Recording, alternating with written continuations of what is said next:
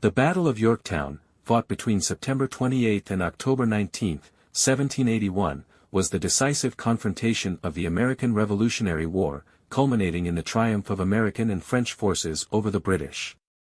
This victory was not only a significant military achievement but also a pivotal moment that ultimately secured the independence of the United States. By 1781, the Revolutionary War had raged on for 6 years, with no clear resolution in sight. The British, under the command of General Charles Cornwallis, had shifted their focus to the southern colonies, believing they could rally loyalist support and maintain dominance through their superior naval strength. Cornwallis, after a campaign through the Carolinas, moved his forces to Yorktown, Virginia, in August 1781. This location, on a peninsula bordered by the York and James rivers, was chosen for its strategic value, as it allowed the British to establish a fortified position while staying connected to their fleet. Meanwhile, the American forces under General George Washington were engaged in the north, keeping the British forces in New York occupied. However, Washington, in conjunction with French allies led by Comte de Rochambeau, conceived a daring plan to shift the focus southward and trap Cornwallis at Yorktown. A critical component of this plan was the French fleet commanded by Admiral François-Joseph Paul de Grasse. De Grasse sailed to the Chesapeake Bay, where his forces defeated a British fleet in the Battle of the Capes on September 5, 1781, effectively cutting off Cornwallis's access to reinforcements and supplies by sea.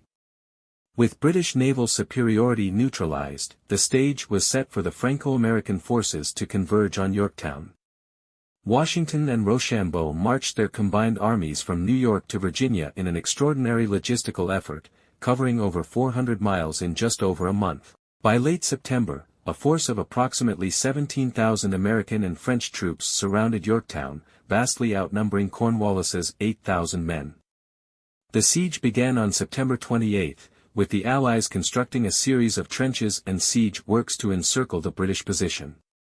Heavy artillery barrages pounded the British defences, gradually weakening their fortifications.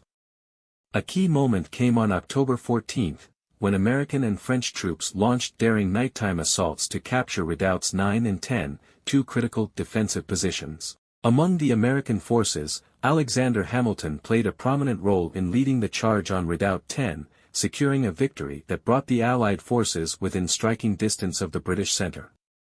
Cornwallis, facing relentless bombardment, dwindling supplies, and no hope of reinforcements, made a desperate attempt to evacuate his troops across the York River on the night of October 16, but a storm thwarted the effort.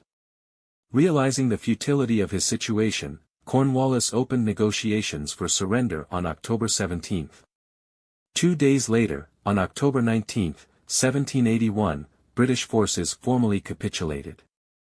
The surrender ceremony at Yorktown was steeped in symbolism, with Cornwallis, citing illness, absenting himself and delegating the task to his second-in-command, General Charles O'Hara. O'Hara, in turn, attempted to surrender to Rochambeau, who directed him to Washington, highlighting the Allied nature of the victory. The surrender at Yorktown was a devastating blow to British morale and marked the effective end of major combat operations in the war. Although the Treaty of Paris, which officially recognized American independence, would not be signed until 1783, Yorktown demonstrated that the British could no longer sustain their efforts to subjugate the colonies. The battle showcased the power of strategic coordination, with Washington's leadership, Rochambeau's tactical expertise, and de Grasse's naval dominance combining to deliver a decisive victory. Today, Yorktown stands as a symbol of perseverance and the transformative power of alliances, a site forever etched into the history of American independence.